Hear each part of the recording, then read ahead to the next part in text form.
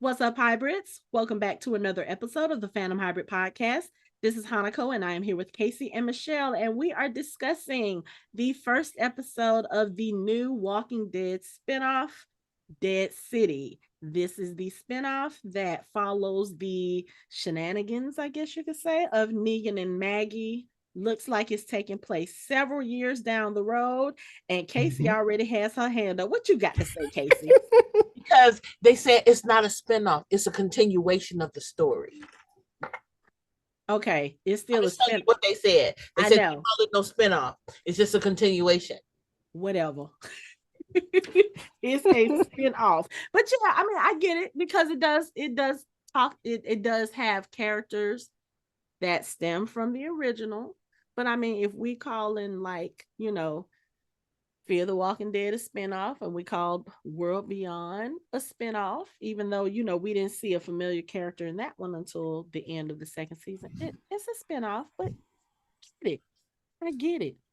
So, I mean, I get it though. I do get it because it's characters from the main show. Mm-hmm, like Fear wasn't. World Beyond not until Morgan got there, and then Morgan became the Morgan show. And then that became, a continuation of Morgan's story. But here, because then Daryl's would be a continuation too, correct? Not a spinoff. Correct. Okay. Yeah. But in TV terms, it's a spinoff. It's not the original show. It's a show that stems from the original show. It's a spinoff. But anyway, semantics aside, before we get into the meat and bones of the discussion, first thoughts. What did you guys think about the show? I mean this in the nicest way. Maggie need to get over herself because I'm so over the angry. You can't help me. I don't want you. Don't help me with little shit, but come help me save my son. Like, bitch, I will leave you here. But I get it. Like, we get it. But if you go into this man for help, take the chip off your shoulder. Correct. Like even a little bit, just like a teach. Like it's a little bit too much. You know what I mean? Yeah. Because you asked him for help. Right. It's not like she learned anything. It feels like she hasn't learned anything or made any adjustments from that last episode we saw at the Commonwealth. It's like we're still on the same shit, but we have had discussions and you have time to process and to make some adjustments and changes. Yeah. Like you still don't get that if we got to keep telling you again, when y'all kill other people, that is somebody's family. And they can feel the same way that you're feeling. Yeah. But we got to keep explaining that to her. Everyone else get it now. But she has this explain. And I understand because it was traumatic. I get it. I got it. I feel the same way. But just like Casey was saying, but you need his help. Yeah. So then you coming for help. Yeah. And I thought about that when it first came on too, because like you, I was thinking about the last conversation they had in the Commonwealth at the end of the main show where, think about it. This is a person that you trusted to watch your son while you tried to go handle business, while you tried to go finish what was started with the Reapers. You left your son in his care. You told him that you were starting to trust him. You got to the point where, you didn't forgive him, but you were at least cordial. Y'all knew that on some level, y'all were on the same page as far as, okay, look, yes, he did some shitty things in the past, but he has done what he needed to do to save this group of people who had every reason to shun him, who had every reason to hate him. He still did what he needed to do to save them for whatever reason, whether it was his own selfish purposes, his, trying to redeem himself, or whether it was for him to show them that he was redeemable or he was a changed person. Okay, y'all got to this point. You had this discussion. I mean, you basically said, look, I can't forget what you did. I can't forgive you, but I know that you're trying. For her to go to that, to the way we see her in this first episode, was like, what the hell is going on? What has happened over the last few years? But then, Mm-hmm. okay, so I've watched this episode 4 times now, because I will admit the first time I watched it, I don't think I was really feeling it. And it was partly because of Maggie, because I was trying to figure out, like, how is she in this headspace again? But I think I finally get it. It's like, you've gotten to this point where this person who killed your husband, yes, you're not forgiving him, but you've kind of, I won't say made peace with it, but you're at an accepting point.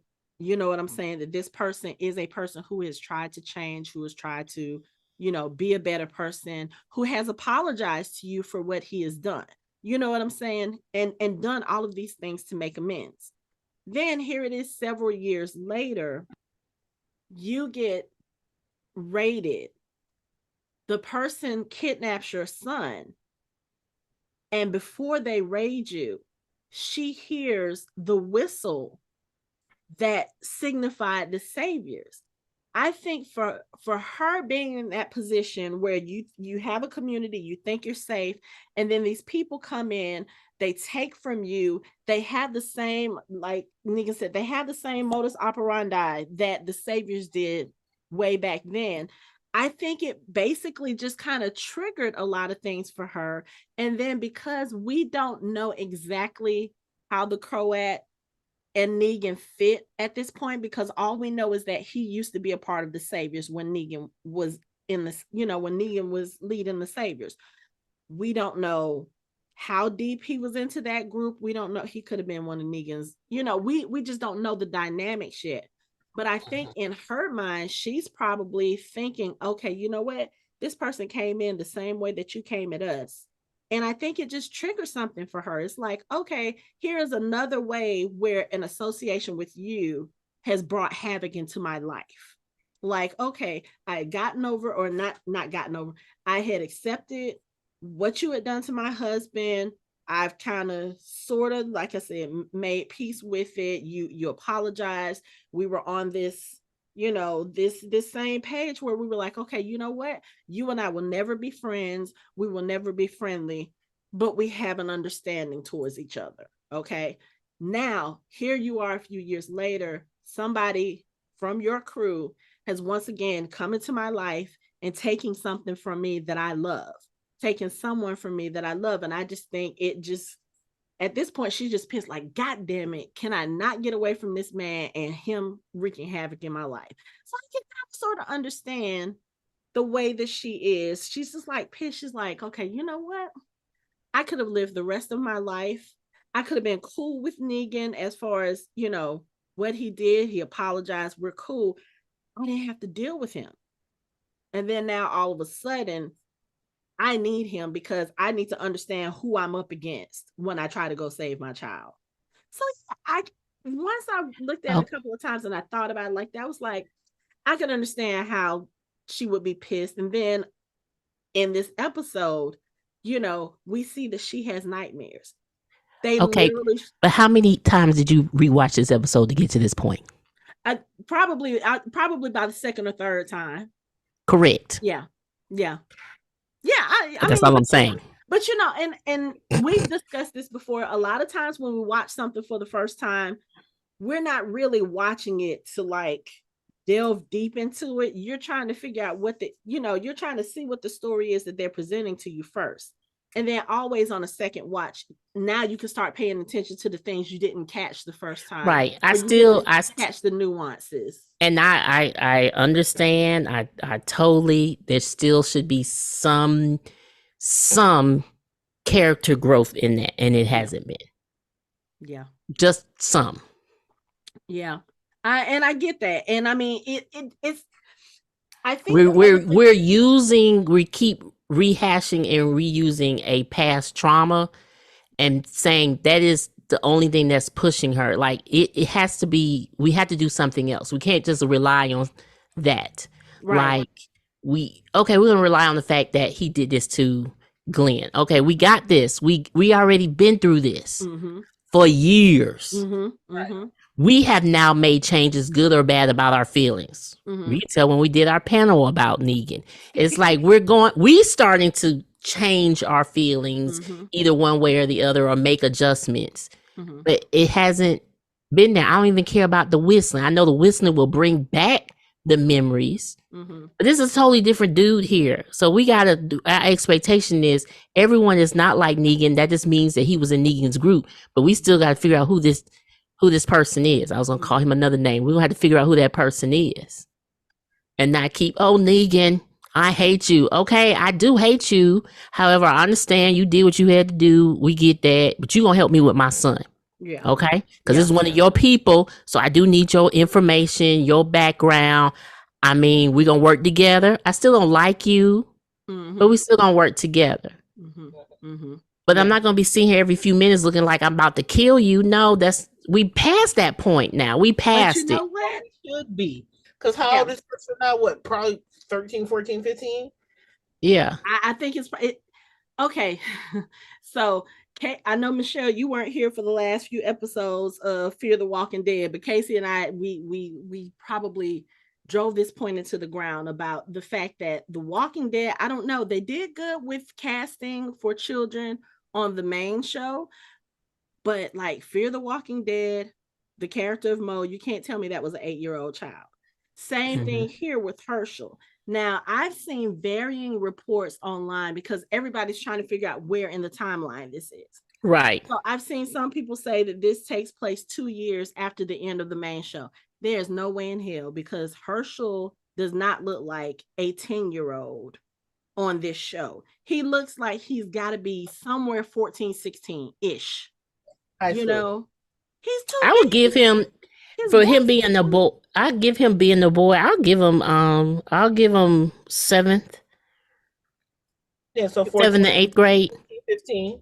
Yeah. No, 7th. 13, that would 14. Be I would even give them 12 and 13, because some of these 12 and 13-year-olds look like they 16, and then 16-year-olds look like they 18 in real life. Yeah, but like when I pull up to you pull up to one of the middle schools around here, you be like, is that a teacher or a student? I'm confused. That's true. But you're not gonna tell me that this is only 2 years after. No, that I can't go for. Because Hershel in that show was only around 8, maybe 9, maybe.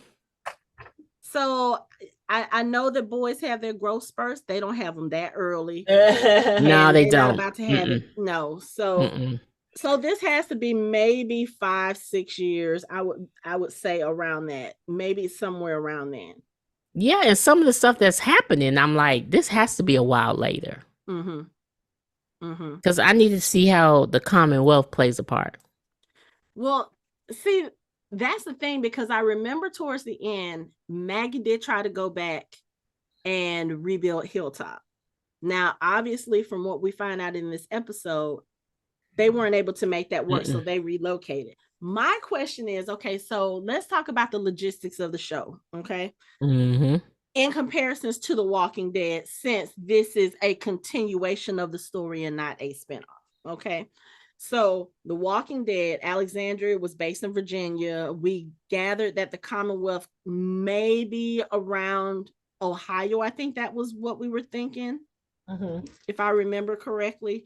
Yes. So my question is, one, if you had to move the Hilltop from Virginia, how far out did you go? Like, I don't think, like, we see that the new city here is New Babylon, and that's kind of sort of where Maggie's people are in that area, because she went, we saw the city marker when she went to go call, when she shot up the flare for her person to come and get Jenny, who is the girl that Negan is traveling around with. So my question is, what was it about Hilltop that made the Croat come from Manhattan, in the state that Manhattan is, you go to the Hilltop to steal their grain? Like, I understand scavenging, but it just kind of puts into question, where is the new Hilltop located? And again, if that is the case, why is Maggie so far from her other people? Like, we've already seen what happened the last time you just went off and left your people. Right. You lost so many people who were close to you, like your family, your closest people to you. I just don't see how she would once again, especially after everything they went through with the Reapers and with the Commonwealth, how you just gonna go up and relocate again in another state? Because again, coming from New York to Virginia for some grain, that just doesn't make sense to me. Right. And then you're encountering another system too. Mm-hmm. Like, this is outside of the Commonwealth, where they have a whole another system with government, with the sheriff and all that stuff. So that's why I'm like, what? Okay, Yeah. that's all I have to say. Yeah. So, and I know it's the first episode. I know they're trying to establish the world, and then we'll get deeper into it and find out more information. But just from a first watch, it's kind of like, what the hell is going on? Where is Maggie's new camp located? Why is she so far from her people? Are any of our people still with her, or did she leave everybody behind? Like, okay, if you're telling Negan that these are the same system, same community, same people, just in a different location, so does that mean that Elijah is with you? Does that mean that Lydia is with you? Will we see them in this series? I know that those two were at the premiere, and people asked, they were like, oh, are they in the show? And somebody was like, no, they're just supporting. But I was like, Lydia and Elijah, Lydia was more so, I guess you could say, Negan's person, because he kind of took to her, protected her, that sort of thing. But by the end of the main series, she was with Elijah, and Elijah was Maggie's person. That was from her community. So I would think that if she moved Hilltop, they would be with her. That's what I would think. I don't think they would have stayed in Commonwealth. But then they were all going to work together, though, to rebuild these communities. That's why I was like, okay, I'm kind of confused, because there's resources there. We've seen the resources. When you can get an available hairpiece at any moment, we should be able to rebuild a community. And remember when with Lance, they had brought supplies to rebuild. Right. Because they had the train system going, and we still don't know anything about the communities that he was getting that from, which I still suspect might be CRM related. But anyway. Yeah. So that was my question. Like, why did Maggie move so far away? Right. And then to be in this area, New Babylon, and okay, let me say this. As far as New Babylon, we find out about this city. We meet the marshal for this city, and we kind of hear what they're about. Okay, I'm gonna tell you now, I am not a fan of Pearlie Armstrong from Jump, and I'm gonna tell you why. So you come into this bar looking for Negan, and this is after everything that's happened at the beginning, which we're kind of jumping around. But you come into this bar looking for Negan, and the way that you come in, first of all, everybody is already on edge when you step into the room. Then you introduce yourself, and you talk about who you are. You're the marshal of New Babylon, and you're about law and order. Y'all have these different rules, and if they don't follow the rules, they get this certain type of punishment. So for Negan, he's looking for Negan. Negan is a wanted man in this first episode because supposedly he has killed one of the marshals. And they what is it that Armstrong says? He said for this crime, he will be executed. But not just executed, he will be hung upside down and split from his groin to his head. Ouch. Now, I had a whole issue with that, because here you are in a world where all the old systems have pretty much been killed. You're having to start over. And this is something that we talked about with the Commonwealth. You're bringing back broken broken procedures, broken policies to fix something. And it's just like, that shit didn't work in the old world. Why are you bringing it back in the new world? And not only bringing it back, notice that when he talked about Negan and the punishment, he didn't say he would be tried.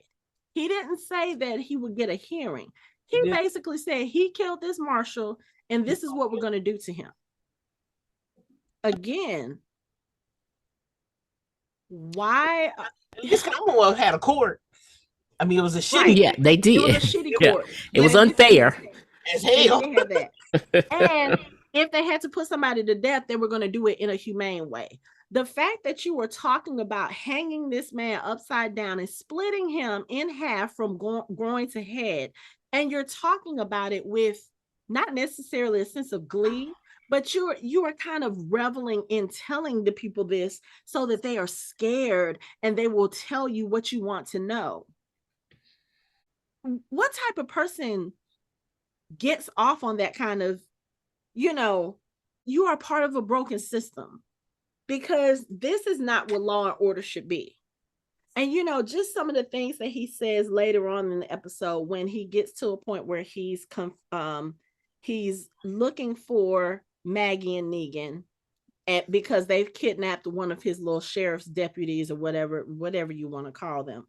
And he's trying to convince Maggie to come out of hiding. He was like, hey, miss, let me tell you who I am. My name is Pearlie Armstrong. If you haven't deduced by now, I'm a marshal. I don't drink. I don't, what he said? I don't drink. I don't smoke, or, I follow the rule. Like, basically, you're telling us this stuff as if to say, oh, I'm a good person because I don't do these things. But what you're telling me, or I'm better than you.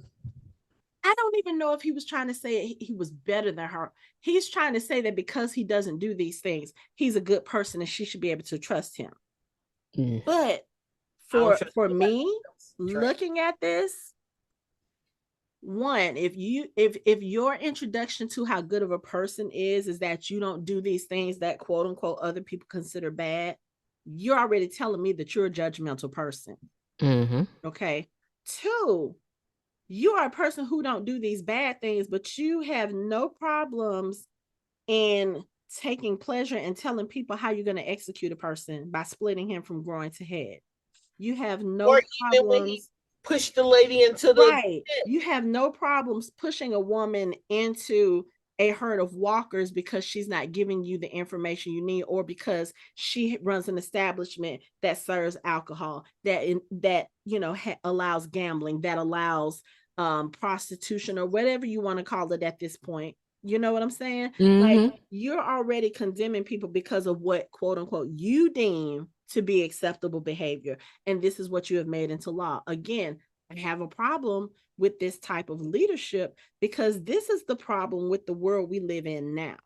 This is why it's broken. People consistently trying to govern how other people live, how other people what other people do with their bodies. If I want to smoke, if I want to drink, if I want to go out and fuck every single person I come across, if it's not hurting you, what business is it of yours? Especially in a world like this where there literally is no law. You get to make your own, you get to make up the rules. And they're making up some shitty ones. They are. I want to go to the Commonwealth. I work that out. I want to send you to jail with 3 hots and a cot. Yeah.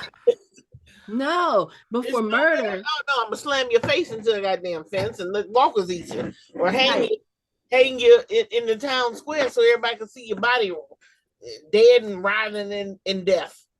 Right. Like, what?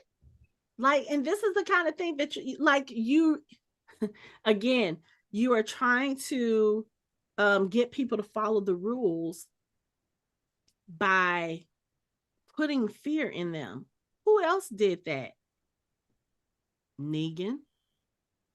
I mean, the fact that you even walked into the bar and talked about what he did to the group, which I'm guessing within the last years, just from what we've heard of the conversation, Negan may have had to go back to some of his old ways because he has other people to take care of. That's Right. kind of the gist that I got. Mm-hmm. So maybe some people are telling about what he did in the circle, or as we see, the Croat was part of his group. We don't know if the Croat was still with the Saviors at the time that all this happened, but word has gotten around. So he's trying to paint Negan as this really bad guy because this is what he did and this is why we're going to execute him. But you don't sound like you're any better, except for the fact that you hide behind, quote unquote, the law. And we all know how that goes when people hide behind a badge and make bad decisions or do bad things. That part. So yeah, I'm of this dude at this point. So I don't know. And then it's like, okay, first of all, before we go on, the fact that the woman that he threw into the crowd, I was surprised to see Michelle Hurd on this show. I was like, oh yeah, okay, this is cool because I don't know if you know, she's married to Garrett Dillahunt, who played John Dory Jr. So I was didn't know that. They've been married, I think, 27 years. Oh wow. So when I saw her, I said, oh, okay, so we lost John Dory, but we're getting his wife as a character. Okay, that's cool. For 5 seconds. I was like, okay. For 5 seconds. I was very excited. I'm like, oh, okay, we a new character for this world. Right. We're in. Right. Okay, but I will say this about her character and these people in this bar. So, and it's not so much when Maggie shows up to the bar looking for Negan, even though that was a good little part because, you know, at the beginning, Maggie comes in, she, I guess you can say she's kind of being undercover because she has a different look. She's coming in, you know, drinking, and I guess she's supposed to be acting like she's a little bit drunk. And she tells the bartender, you know, she was like, I'm not in the right headspace because he offers her another drink. And he was like, what's happening? She said, well, I have a cabin a few miles from here, left to go scavenge, and came back and some groaners were first of all, hearing her use the word groaners, I was like, okay, Casey, I think you're going to have to add groaners to our t-shirt. And carry on. And carry on. I still hate carry on. I'm not using that term. No. I don't even know what they carry on the virus. I never understood. But you know, when she's in the bar and she's basically trying to find out information about Negan, and the guy was like, oh, you know, you're in luck because we have a guy here who deals with groaners. And she was like, really? Is he good? He was like, he's the best we got. And then Maggie's like, so does he live here in the hotel or is he from around here? I was like, see, this is where you messed up. You're being obvious. You're being Captain Obvious now. You look, as much as Maggie has had to go through and as much as she has had to do, the number of communities she has been through, Maggie should know better than to ask pointed questions like that. Like, you are making it very obvious that you already know who you're supposed to be looking for. That part. Mm-hmm. I was like, okay, whatever. One too many questions. God damn it. Too many. Right. But we do see in this bar scene, Maggie knows how to handle herself because they do catch her. She kind of sneaks off. She just happens to find the right room that Negan is in. She sneaks into the hotel room. She grabs a knife off the dresser. And when she walks towards the bathroom, because you hear the water running, he's in the shower. And it looks like he's doing this in the shower. So I don't know if he's like crying, if he's upset. We don't know what's going on because this is the first glimpse we've gotten of Negan. But of course, she gets caught. They take her back to the bar area, and Michelle Hurd's character, you know, she's basically like, oh, are you here for such and such person, Vasquez, I think. So she thinks that, I guess, Maggie is a spy for maybe a competitor, maybe somebody else who is trying to shake them down. We really don't know. But when she gets ready to attack Maggie, you know, it's her. She's got two guys holding Maggie by each arm. Maggie, you know, she kind of kicks her boot on the table and she has this little blade that comes out her boot. I was like, oh, that's handy. But real spy shit. Real spy shit, yeah. But she basically gets herself out of that situation. Negan comes in, sees the scuffle, and I don't know if he actually sees that it's Maggie at that point. I just think he knows that somebody was in his room looking for him. But what we find out in the episode later, Maggie has been looking for Negan, and she's not been making it a secret that she's looking for Negan. Maybe she hasn't said who she is, but like when the Armstrong and his people come in, the young guy who's with him, when they find out that, Negan is gone, a woman took him, he was like, is this the same woman that's been looking for him up and down the coast and breaking bones in her wake? I was like, oh, okay. So Maggie has been on a mission. And that could also have something to do. I thought he said that because he found her map. Well, no, that's not what Armstrong said. The other guy, the young guy, he said it because he was saying it like he was scared. He was like, oh, is this the same person that's been looking for him up and down the coast and breaking bones? So apparently, like I said, Maggie's been making herself known, like she's been looking for Negan. Either she keeps missing him or people are not telling her, and she's been breaking bones in the process. Again, we had this conversation. I did this panel last year about Maggie's kind of descent into not necessarily a villain, but we do see a darker version of her character. But when Armstrong answers, of course, this is around the time when, after he has put the bar owner, to the walkers. But the thing that was bothering me about that whole scene is when they realize that the marshals are coming and somebody comes in and tells her marshals are here, and she's like, oh, okay, everybody clean this up, put this stuff up. Because again, she's serving alcohol, they're playing cards, they're gambling. When Maggie first arrives at the bar, you see two people who are obviously streetwalkers, skin trade, whatever you want to call it, whatever they call it in this particular world. I don't think I've ever heard them use the word prostitute, so I don't know if that's what they would call it, but whatever, it's obvious that they are there for sexual pleasure. You know what I'm saying? And those are all things that are outlawed in New Babylon. So when he comes in the bar, the way that everybody is acting, I was like, y'all are automatically telling this man that y'all are guilty of something. True. It may not necessarily be hiding Negan, but the fact that you were sitting at the bar, nobody's giving him eye contact, and y'all are sitting there like somebody, and like three people didn't just walk into your bar. Y'all don't say, hey, Marshall, how can we help you? Would you like a drink? I mean, I'm sure they had non-alcoholic stuff too, but I mean, you're sitting there avoiding looking at him, ignoring him.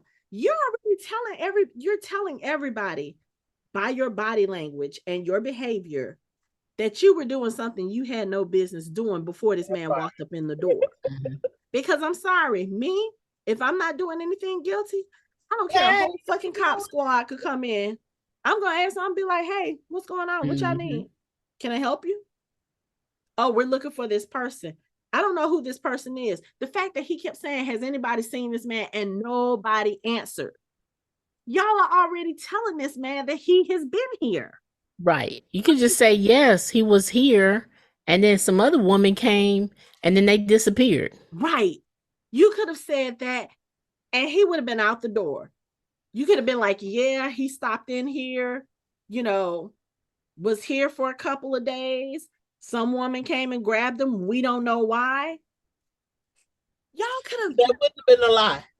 It wouldn't have been. It wouldn't have been. I mean, yes, granted, Negan was probably, like they said, Negan was there working out, clearing the walkers, but she could have said something like, yeah, we had him clearing out the walkers, but then when we saw the wanted posters, we sent him on his way because we didn't want anything to have to do with that. You could have said something that would have deflected that and not caused the marshals to do what they ended up doing.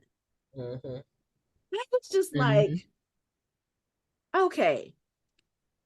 It's now at this point, like I said, probably 5-6 years removed from the main show. So at this point, the apocalypse, the zombie apocalypse, has been in effect for roughly 20 years. Okay, somewhere around there. You mean to tell me y'all didn't grow any common sense during that time? No. I mean, seriously. Like, she died a pointless death. She didn't have to die. All you had to do was tell a little white lie, or, you know, kind of right, truth, something believable. Yeah. But especially if this man is a marshal, he knows how to read body language. He knows how to tell when people are lying to him. He ain't no dummy. No. And then, of course, you know, he does find her map book, because when Maggie comes in, she's in a SUV.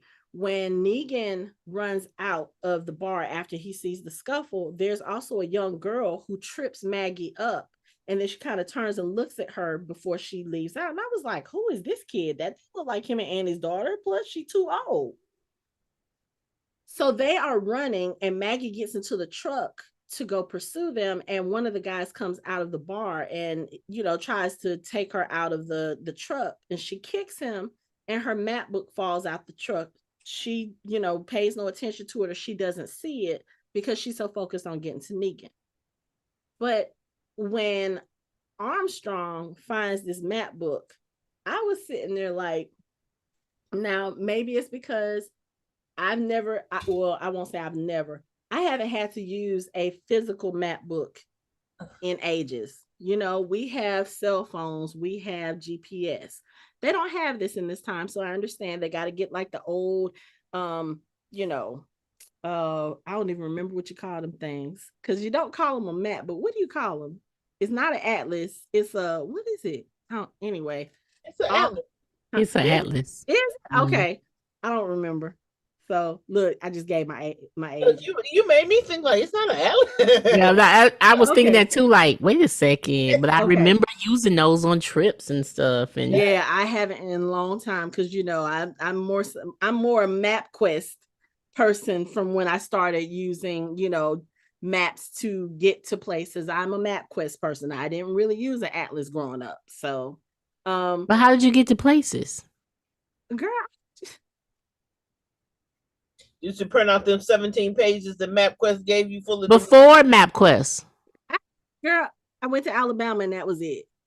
As a young child, I didn't really start going anywhere until I was in my like late 20s. Well, I mean, I would say that too, I guess, because I mean, I never was. We were passengers, we were kids, but I just followed along on the map. I'm sorry, I'm a nerd. I follow along on the map. Well, see, that's the thing, because anywhere that my dad took us that was a road trip, he already knew how to get there, so he never used the map for any. No, I mean, my parents didn't either, but I'm just saying, I just had the map in the back. I would just looked at the map. That's. I am the map girl. Please and thank you. Yeah, that was so cool. You go to the gas station, they be having. Sometimes they'll have free maps. I'll just grab the map. See, I would look at maps then, but of course, like you said, we're kids. I don't know how to read these things, which is another reason why I was so flabbergasted about Mo being able to read some stuff in Fear. But anyway, because I don't think, have you watched Fear yet, Michelle? No. Okay. So I'm not gonna say anything else about Fear. You'll have to see it, and then you'll know what the conversation is. But anyway, going back to Maggie. So when Armstrong picks up this atlas, he notices that there's a page missing. Now, if I remember correctly about how to read a atlas and looking at the book, most of the times when you have those pages, they're numbered, and it tells you what area you're looking at on that particular page number. Now, the crazy thing is, when he turned to the back to look at the index, he wasn't looking for the page number. He was going in alphabetical order. So I don't remember if atlases actually, if they're on the page in alphabetical order, but that wouldn't make sense either, because when you look at him going down the list of the M names to find Manhattan on page 53, all of the other names in front of it were all on different pages. So I was like, how did he know for sure that was Manhattan? Or was that something that, like, I'm trying to figure out how he knew to look for Manhattan. like, unless you are familiar with that particular atlas, or unless you have Or heard. maybe he could have realized, like, the pattern. And she's going up the coast. Mm-hmm. If you're going up, the next you in Jersey, next you going to New York. Right. So it's just the pattern. Right. On the shoreline, you know, going up. Okay. You so, wouldn't look for Miami. Do we know what state New Babylon is in? I would assume it's in New Jersey. Okay. That's just me. Because it looked like once they got to New York, because remember, even at the beginning, she was sitting on the edge of the shore, looking across. So my point is, she's looking across from Jersey to New York. Okay, so if that's the case, then it would make sense. It would make more sense as far as why the Croat ended up in her area, because New Jersey is so close to New York. But again, then that would beg the question, why is she all the way the hell in New Jersey when all her people are like in Virginia, Ohio? Like, why is she so far away from them again? Scavenging, but it seemed like the people who are scavenging, you going, which I guess I understand, because you're going further and further and further out. Mm-hmm. You know what I mean? And that's how people keep running. You would think with all the scavenging y'all do, y'all would have been ran into some of these other communities at some point. Yeah. Remember, because that's what happened when Jesus met Daryl and Rick. Mm-hmm. You know, they all trying to scavenge for this fucking truck. You know, but that's how. Because even he was like, "I'm about to open y'all world. Like, it's more out here." Mm-hmm. So at some point, no matter where Maggie went to, you're gonna run into somebody. Yeah. And if she out here making this name for herself, she gonna be the next motherfucker on a wanted poster. And see, I looked it up, and they actually said it is a federation of states. It's a network of survivor communities throughout New Jersey and New York. New Babylon. Mm-hmm. Okay. But still, it's like, okay, parts of New York, but not Manhattan, because Manhattan is by itself. Manhattan is by itself because when everything went down, they bombed all the bridges so nobody could get off the island, which I was like, that's so fucked up, but I am not surprised. No, I wouldn't. Yeah, I'm not surprised.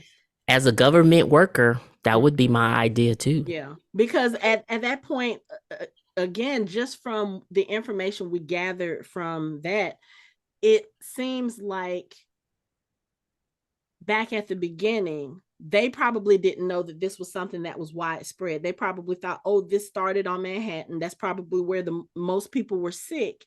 And they thought, okay, if we can just close off the island, we can contain it.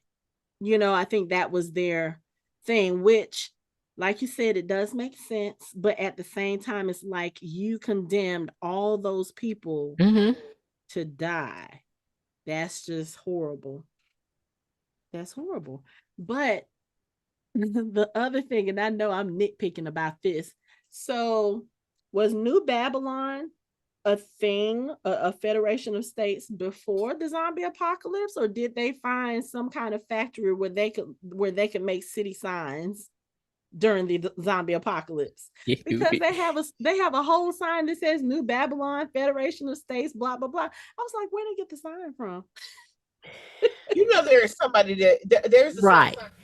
The sign maker is with the wig maker. Right. I mean, they have a location. You just need to know where to go. Read the map. I guess because I see 20 years down the line, y'all still got bullets. I know. It's so. I'm just saying, these are the things that I think of, like, okay, 15, 20 years down the line, nobody is manufacturing bullets except for Eugene, and Eugene is probably out of that business. Yeah, he got a baby to raise. But other people will. It's not that bad. I mean, I don't understand why Eugene is the only one who can, especially if where we were. Because I feel like if any of those people were from Georgia or the country, y'all should be able to know how to do that. I'm confused. You understand what I'm saying? Y'all need to. I mean, I'm not asking for like certain bullets. You should be able to do. You should know how to. Daryl should have known how to do bullets. Right. He looked like a dude who hunted in the past. Like, you have an idea of where to go, how bullets are made. I don't But you find know that far what? off. I think I would see that being more of a Merle thing, because I do. Daryl seemed like he's more hands on with the crossbow, with the knives. But Daryl should have still knew. Yeah. So Daryl didn't do as much hunting in the past. No, he did. That's the thing, because him and Merle were on their own a lot, and he talked about the fact that they would go and hunt, and they would do this stuff because their dad was never around, and when he was drunk and he was beating folks. Their mom obviously wasn't doing much to take care of them. Daryl talked about the fact that he was always hanging around Merle because Merle was the one that looked out for him, and they would go out and hunt, and they would Right. do And that. Merle did a shitty job because he didn't teach him about bullets. All right. So, but yeah, that's not far off. But no, that's not fair because Daryl uses a crossbow. I know, I'm just joking, but yeah, he's Merle be the one with the bullets. See, I'm saying, and I'm wrong saying somebody from the country, but you will be a little bit more aware. Like, okay, I'm from Miami. I'm not going to be aware of making bullets. However, I'll be more aware of maybe marine life and how we can survive on those type of things. But see, we know that Daryl knows all of that stuff. But also, if you think about it, just taking that argument that you're giving, Merle, like I said, I feel like he would be the one to know about bullets, because if you think about it, Merle was the cruel one. Merle was the one who had no problems hurting people. So Merle, to me, would seem like he would probably know how to make a bullet or know how to get them, because he would use it to intimidate people and whatever. Right. But even in the past, I'm thinking about past jobs. So somebody in New Babylon has ideas about bullets. So I'm okay with them having an endless supply of bullets. It'd be the endless supply of hair products that concerns me. We are not about to go into this hair product conversation. But see that, so I'm just going with the logic, because like the bullet thing, I'm okay. The signs, you are absolutely right. Like signs, making a sign, like they didn't go to a Kinko's. I mean, like, what are you doing? Right. Bullets, I get, but a nice fresh sign. That's not hand painted. Right. That's not hand painted. Like someone painted it green and then we like did a stencil of New Babylon. Right. I get that. In the zombie apocalypse. Right. This look like this is coming from a nice warehouse. I want to know where that warehouse is, because everyone's getting their supplies from them. Right. Like, I'm just saying, this is the stuff that I pay attention to on a second and third rewatch. Like, where did you get a New Babylon sign? Is New Babylon something? But well, you passed one of them. One of them was the bar having power. I understand you make your own alcohol, but how you got the LED lights working? I mean, help me. They probably had a generator. Okay, I mean, what kind of generator? We gotta get into this too. What kind of generator? Here's this. Okay, so I got gas. But if you think about it, on Fear the Walking Dead, Virginia had figured out a way to make gas. So I'm sure, again, we're talking maybe 15, 20 years into the zombie apocalypse, somebody had to figure out a way to make some kind of fuel. Because you're not just, I'm sorry, 20 years down the line, I better have some kind of goddamn lights. I'm going to be in the dark for the rest of my life. I'm going to figure something out. Now, this makes me question. Okay, you got Virginia figuring this out with fear and figuring out how to also about, getting bitten too. And then you have New Babylon with new signs, power, gas. Rick and their crew, I need them to go to the library and read up on some things because we're behind. Okay, so here's the other question that I have. So, okay, we got the end of The Walking Dead, right? We have the Daryl Dixon show. We have the Rick and Michonne show. We have this show. Now, this show has already established a timeline. Like I said, we got to be somewhere 4 to 6 years, give or take, from the end of the main show. The fact that Maggie came to Negan for help, yes, I understand that because of his past association with the Croat. But my question is, this is Hershel we are talking about. You didn't think to go ask any of your other people to come help save your son. So that makes me wonder, okay, so Rick and Michonne, are they back yet? Are they still gone 5-6 years, from the end of the show? Is Daryl still in France at this point? Like, why did you not go to the people you knew would come help you come hell or high water? But you went But you know what? But you went I get it though. I get it. But didn't also back in still on The Walking Dead, didn't they? Because remember when they was in the subways and because wasn't that New York?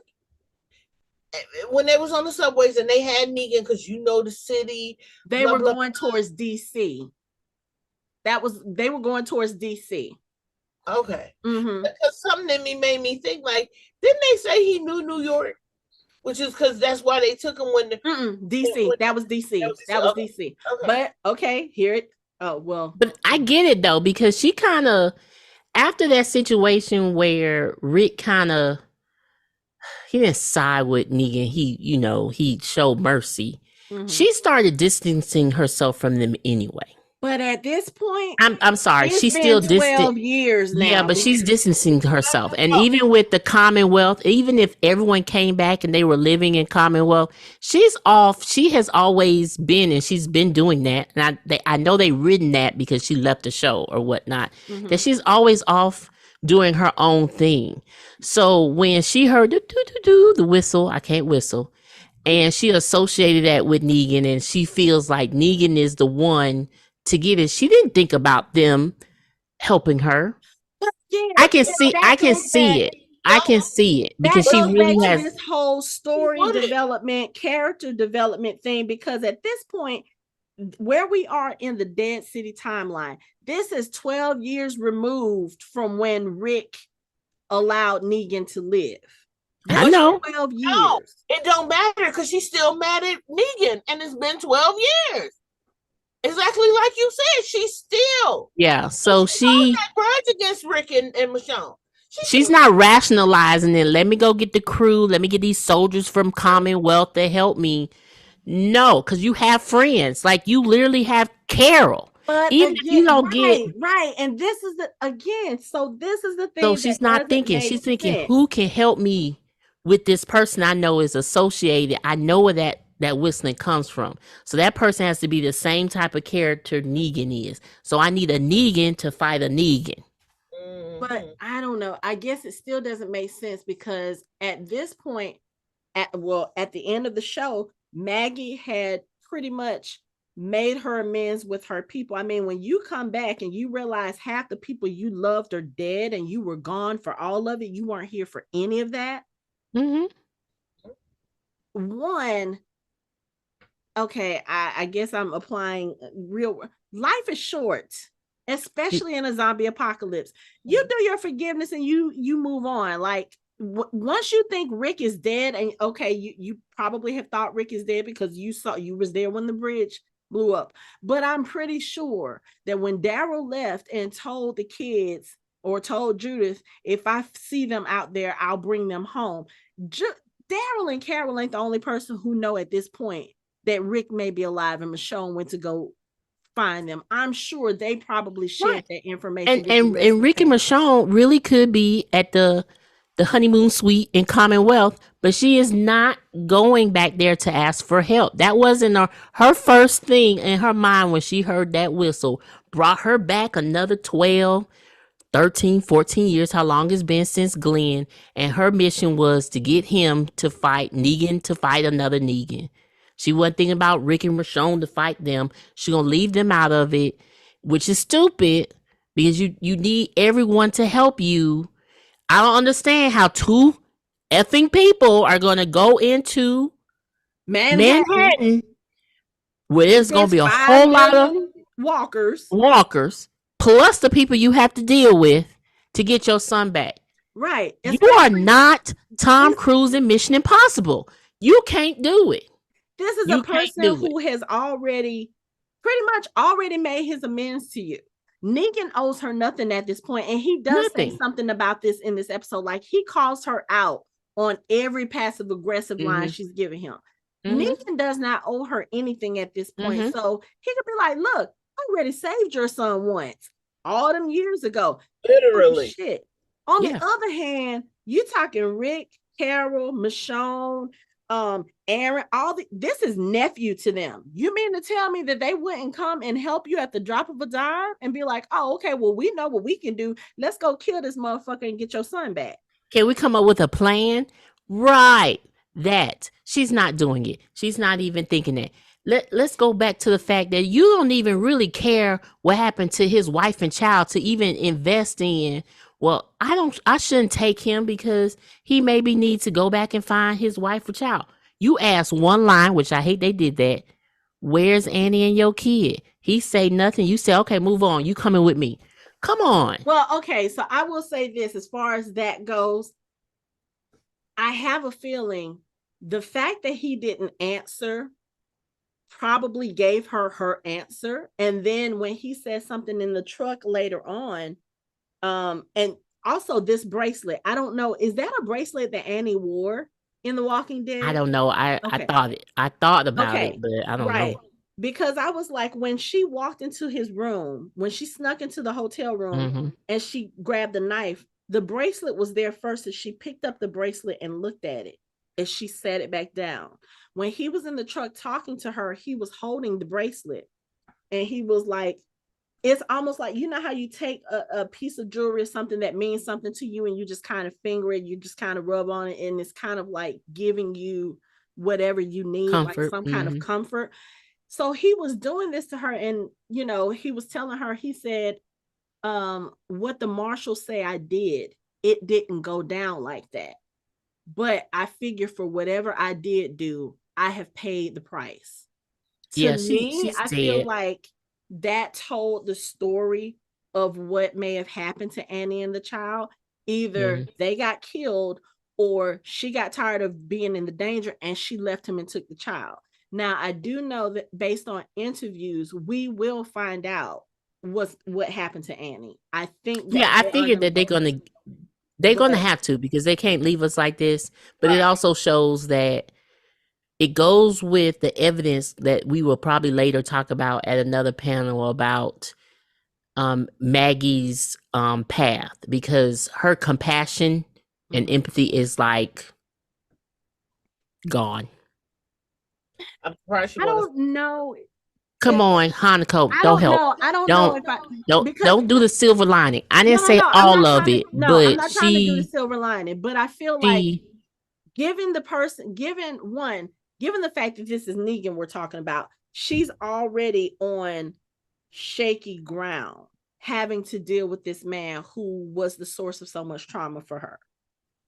Now, I know for most people, when something traumatic like that happens, they don't just volunteer information.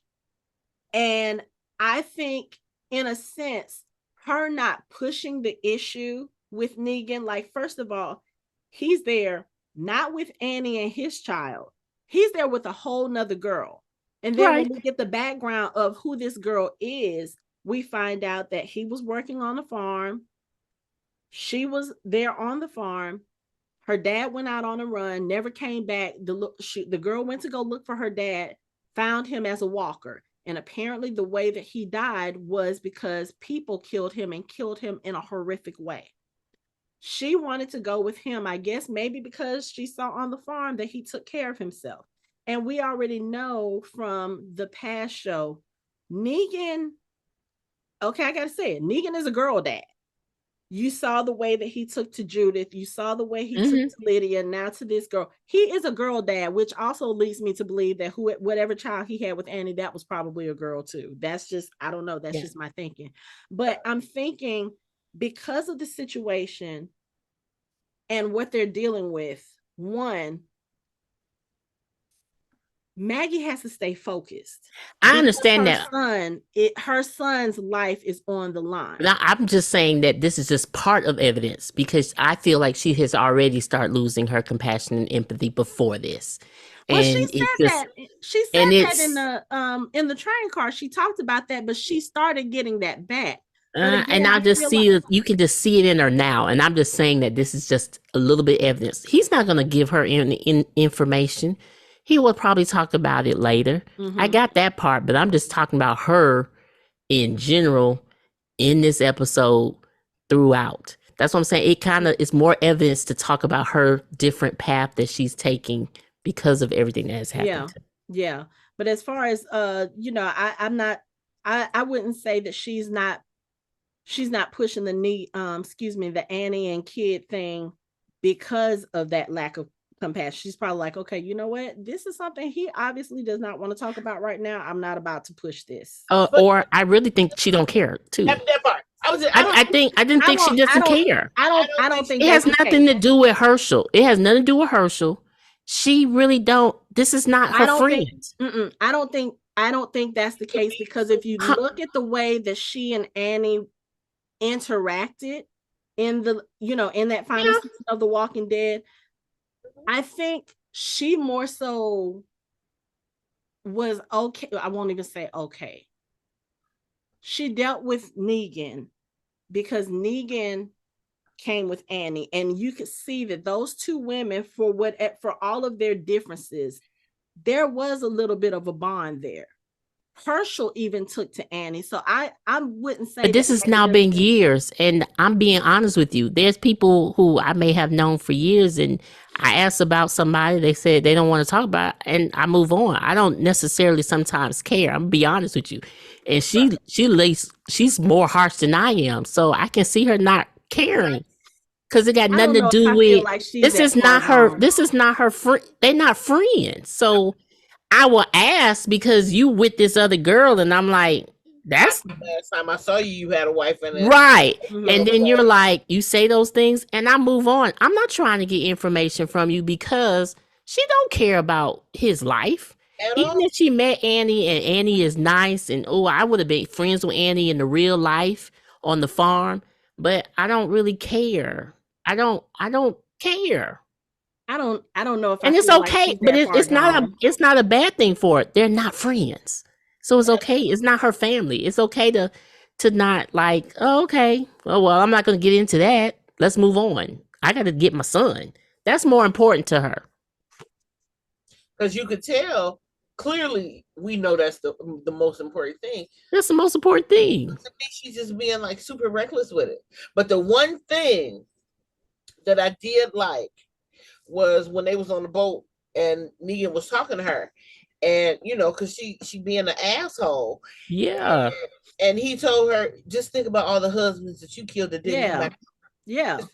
Like, no, granted, you didn't kill him in front of the wife. Maybe, we don't know. But even still, you wiped out literally. Just think of Outpost.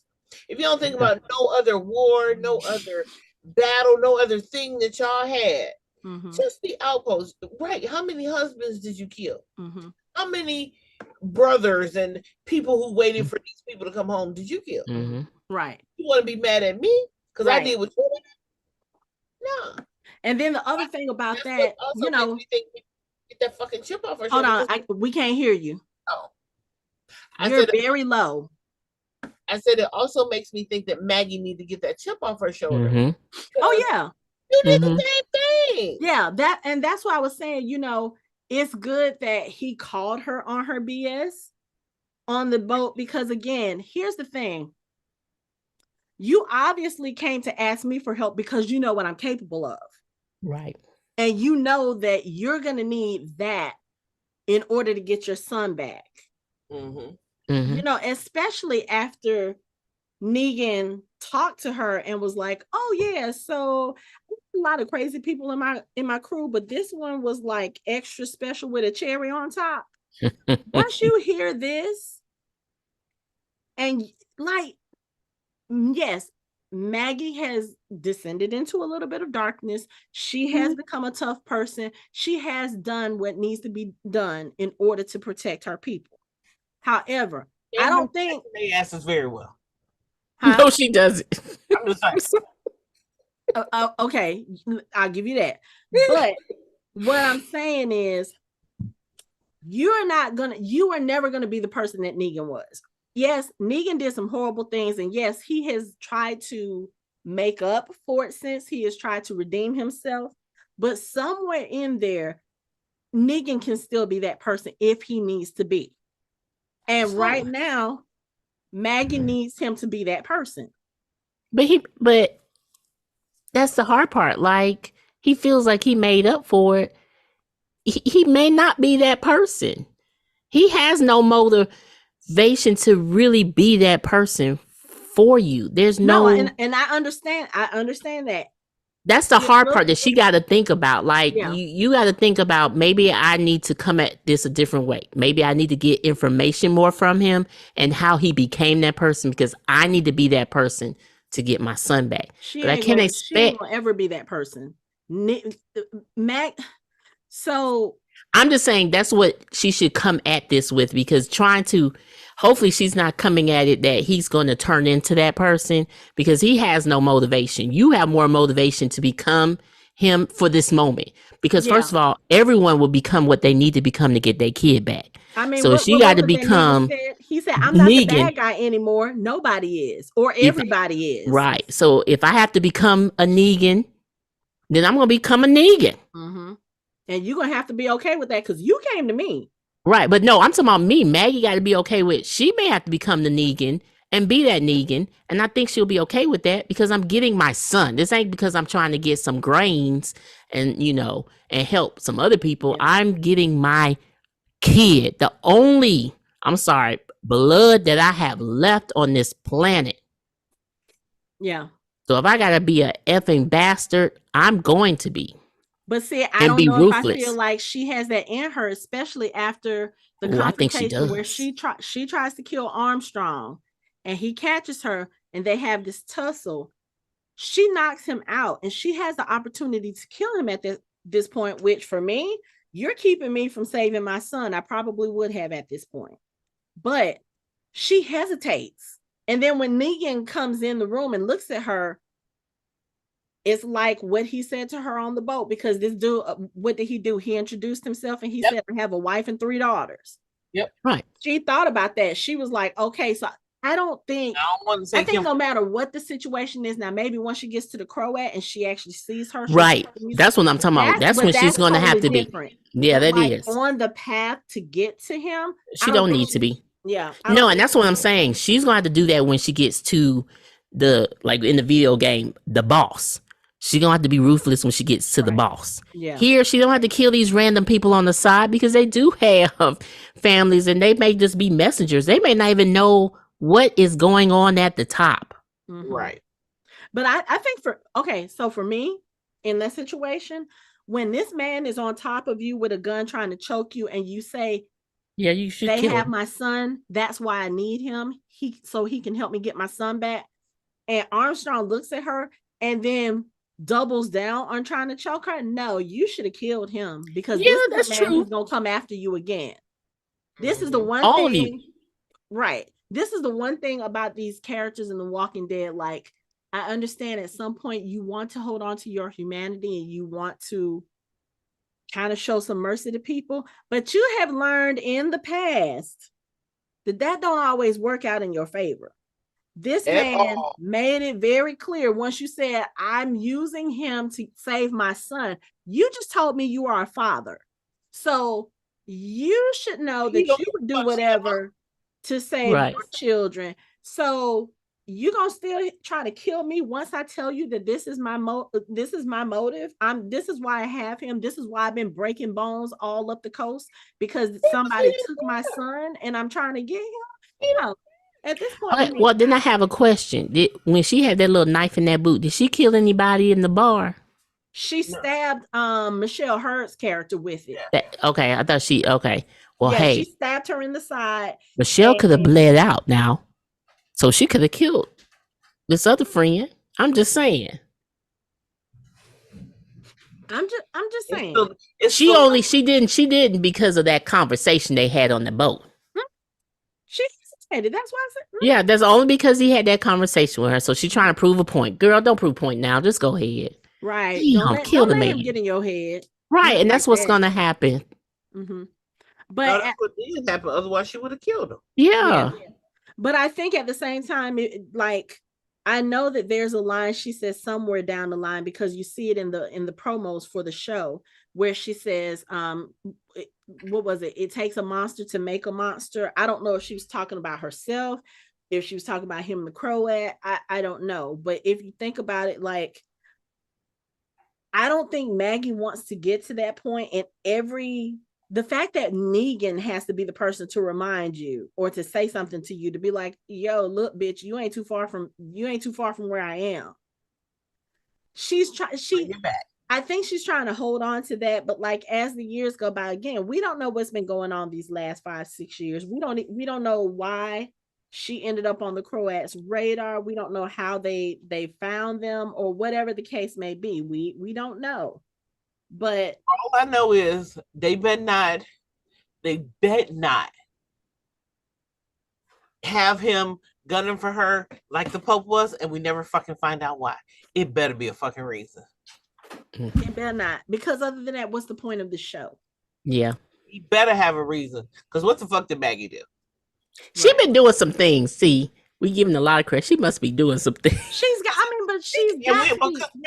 We don't know what she did when she was with Georgie. I know, because she keeps getting on these lists. Now I have an issue. Come on now, Maggie. And like we said, Pope spent so much of his time and people trying to kill her, and we like, what? You came into her community and killed people, and now you're what? Because she got away, she's on your list. Well, she got away with a whole bunch of other people. What was it about her that made it special? She had to have fucked with him or did something. And of course, like you said, we never found that out. And I think from what I understand, I read another interview maybe a few weeks ago that was talking about the following season, or that season and the following season was supposed to explore more of the Reapers. But of course, they decided to end the show. So they had to cut a lot of that out. So I think that's one reason why it felt disjointed, because that didn't make sense. None of that made sense to me. At all. Right. But anyway, so we'll have to do a whole other show, panel, whatever, talking about Maggie and the complexity of her character, because we could sit here for a long time. Yeah. So let's move on, because I want to talk about Manhattan a little bit, because we do get Maggie, Negan, and like I said, they kidnapped one of the marshals, deputies, trainees, whatever you want to call it. They go by boat to Manhattan. And of course, Manhattan looks like it's been bombed out. The bridge is gone. You have all these walkers. But the crazy thing is, when they finally get in the streets are eerily empty. And I was like, that there's so many people on this island, and yet these streets are empty. They have to be doing something. And of course, there's this building in the distance that has smoke coming from it. Nobody knows what the smoke is. Maggie says that she sees it once in the morning, once in the evening. So I don't know if they're cooking. I kind of feel like they may be luring walkers to wherever it is and burning them. That fire is way too big to be cooking. And it's so dark. So that's kind of what I think it is. But Manhattan is interesting, because when they come into the city, when they come into the streets, you see all these walkers on the ground, and those walkers look smashed. And we already know where this is going, because we've seen it in the promos. As they're walking down the street, all of a sudden a walker falls into a car, and then you just start seeing walkers just falling from the sky. But they are around they're in the middle of Manhattan. There's all these different buildings. So I'm assuming there's windows open somewhere and walkers are just walking off but it's like, how many walkers are still in those? Again, this is almost 20 years down the line. It's a lot. It ended over like 5 million people in New York. But not on all them floors. Like at some point. But no, because if they bombed the bridges and can't nobody get out, you stuck there. Yeah, you go home and they probably had martial law. You had to be in the house. People are dying in their buildings. Understand what I'm saying. If you think about the floors in those buildings, even if they have 2,000 people to a floor, over the course of 20 years, you mean to tell me if there's an open window there, those walkers haven't already all fallen out? That makes no sense to me. No, because no sound, nothing's happening. skyscrapers are built to withstand you just trying to jump from the building. But how are they getting out the building if they're Somebody throwing them? Huh? I thought somebody was throwing them. Oh no, I thought they were falling out because of the noise. But there was no noise. They following the sound of the other walkers. You don't remember the truck that was playing the music, luring the walkers? Oh, I did see the truck. Yeah. And I'm sure that's how they're clearing the streets. But they've laid traps and all this other stuff. But again, like, even if you have a whole bunch of walkers on the floor, at some point, if y'all got open windows, them walkers should all be like, I know that there's probably other floors on those buildings that they probably still have walkers. It could, because remember, Walking Dead, they go dormant. They do what? So remember the dormant walkers? It was all just laying. Yeah. And if you high enough on the floor, you can't hear what's going on the ground. Yeah. Okay.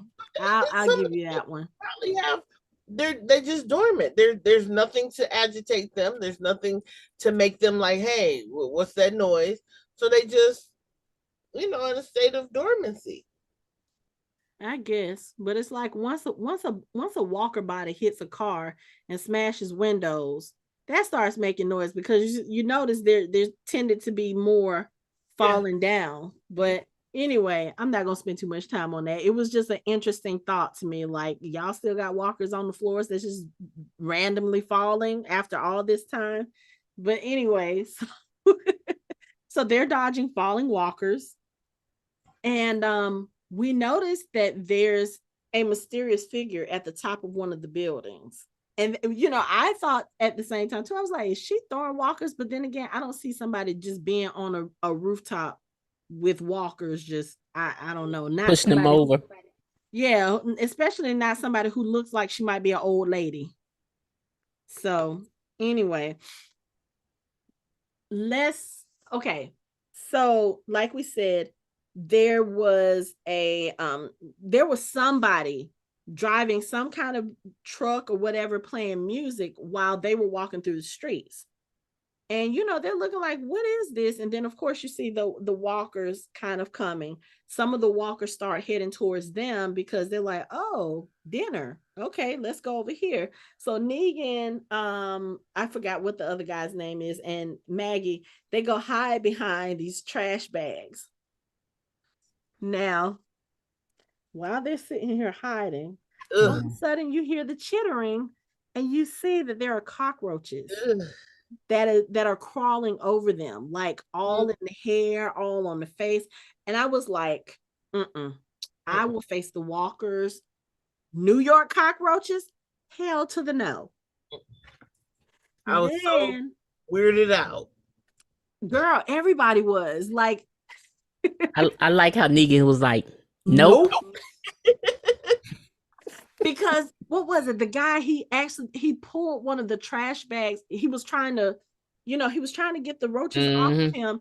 And he kind of, I guess, loses balance or whatever. And he touches one of the trash bags. And when he pulls the bag back, you see they look like the scarabs from the Mummy. That's how they were scattering. They look like the scarabs from the Mummy. And they're all over each other. And Negan was like, nope. And they get up and they leave and they start going towards the walkers. Like, I guess they're like, okay, you know what? If I got to face walkers or cockroaches, I'm facing these walkers. And then you see the machine gun fire going through the crowd because Pearlie Armstrong and his other person, Grits was his name, has come because they're looking for their person. So they go into this building that used to be a dry cleaners, and they're trying to figure out a way to get out of there. And that's when Pearlie comes in and like I said, he starts doing this monologue to Maggie, who is hiding. He's like, Miss, my name is Pearlie Armstrong. I'm one of the marshals. What did he, like I said, what did he say? I don't drink, I don't smoke, blah, blah, blah. I have a wife and 3 kids. And, I just want you to know what kind of people you're dealing with and blah, blah, blah. I don't know why you're with this guy.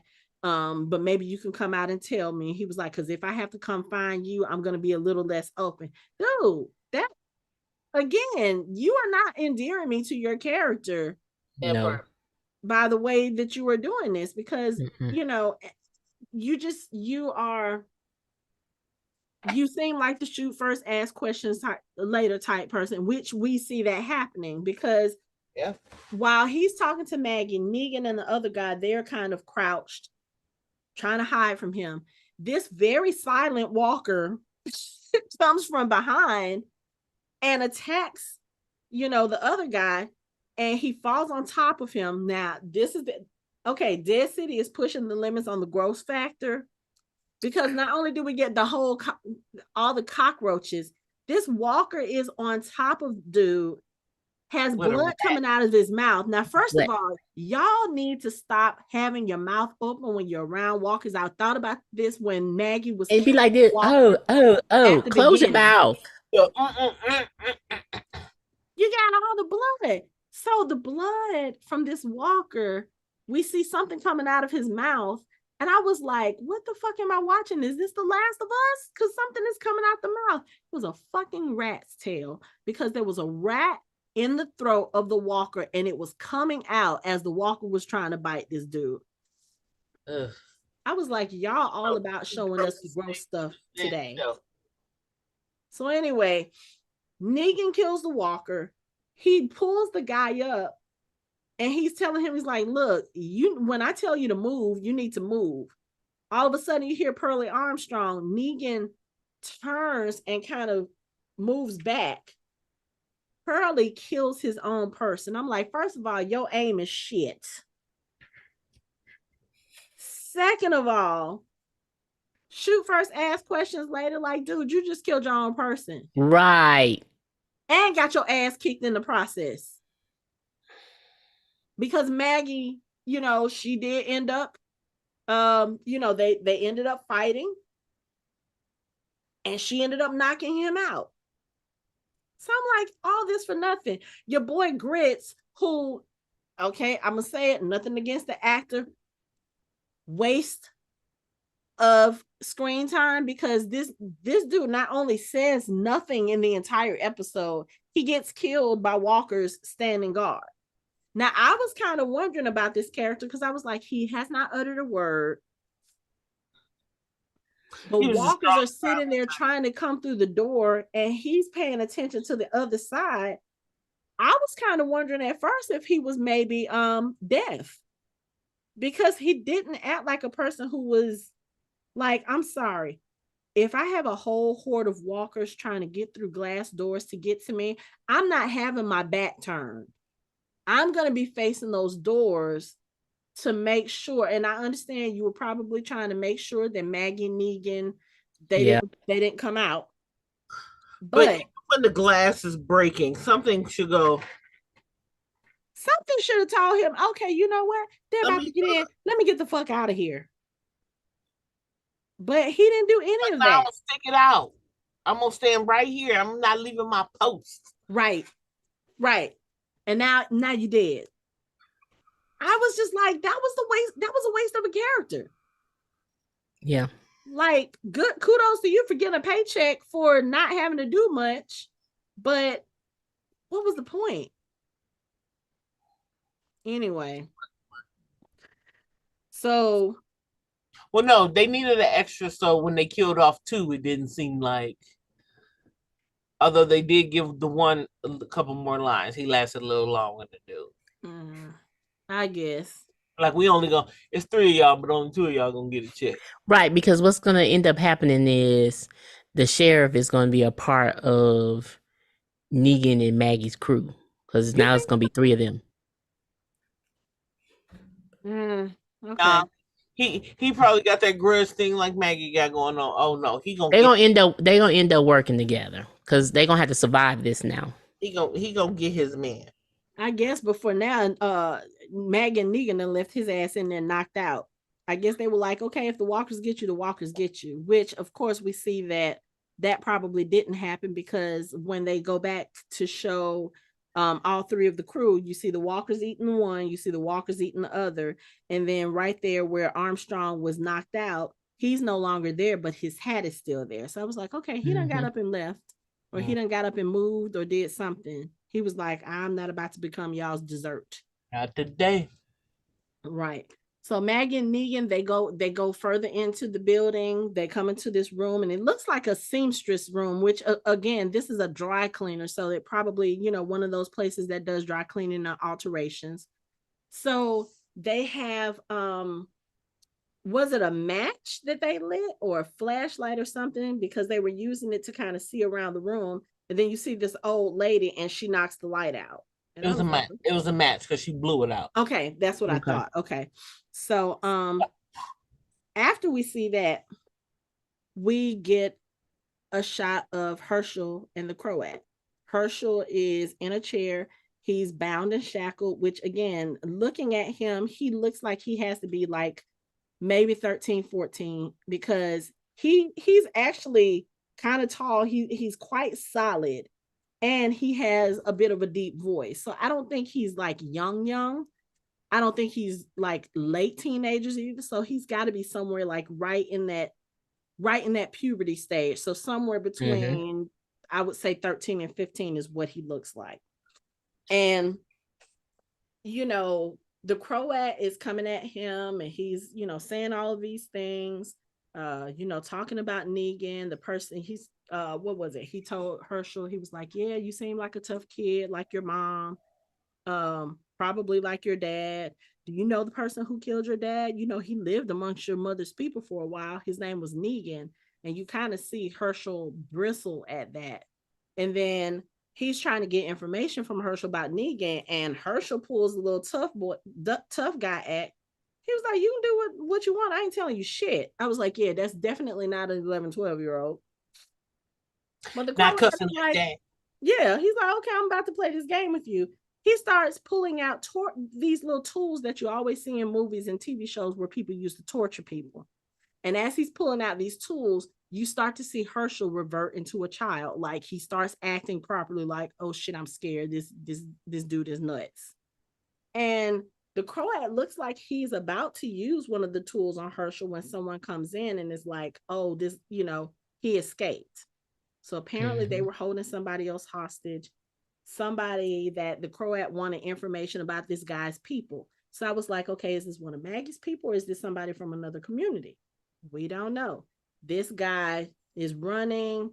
He's trying to get away. He looks up and sees a zip line. And I was like, oh, okay, so we're going the divergent route. We're going to have zip lines going all across the city. Okay, cool. But this zip line goes right down into the courtyard when enough weight is on it to where the Croat is. And apparently this is not the first time someone has tried to escape him from zip line, because he cuts the zip line. The dude falls 20 stories to his death, and the Croat kind of reaches over the balcony. He was like, 20 stories, I think that's a record. So obviously this is not the first time he has killed someone trying to use the zip line. Right. But I was like, okay, so I don't know how that's going to factor, because again, we don't know who this person was. We don't know what community he's from. We don't know why the Croat had him or whatever. But you kind of get an idea just in these last few minutes of the mindset of the Croat, and you do realize that he is a little cuckoo for Cocoa Puffs. He's missing the ear. Oh, is he? I didn't even notice that. Yeah.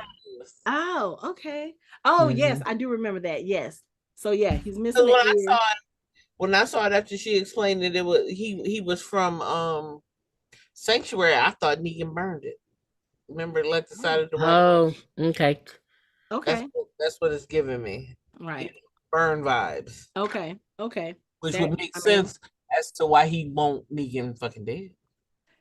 Could be. But see, at this point, we don't know it. Well, you know what?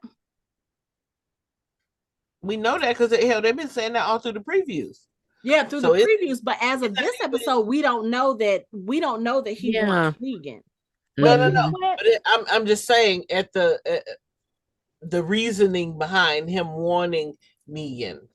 Yeah. We know he's an antagonist, but I'm just saying this being one of the reasons. So I wonder if he used if he's using Hershel to get to Maggie to get to Negan. I mean, because other than that, why would you mention to Hershel about the fact that Negan was part of Maggie's community and all this other stuff? Like, I mean, well, he also knows that Negan killed Glenn. Yeah, but if you were part of Sanctuary, you know that. Yeah, but I don't know. He does seem like, like I said, he's got a screw loose. So that's going to be interesting to see exactly what the motivation is for his character. Like what is his, as Negan says, modus operandi? Like, why are you targeting Maggie? What was the purpose? Like, why did you take Hershel? Why did you come after her? Like, was it that once you realized that this is the person who leads the community that you raided, you were like, oh, okay, well, I don't know. Because in my mind, you taking Hershel from Maggie, I don't know if I would think, oh, okay, well, Maggie's gonna go to Negan, and draw him out and bring him to me. I don't know. It just anybody thinking. I don't think they were thinking like that. Okay, that's just too far. Yeah, too involved. And okay. The other thing I did want to talk about this episode, y'all could have gave us a fucking warning before y'all showed us Maggie's nightmare. Because those sequences I did not need to see again. That has been etched into my brain. I did not need to see Glenn being killed in that way again.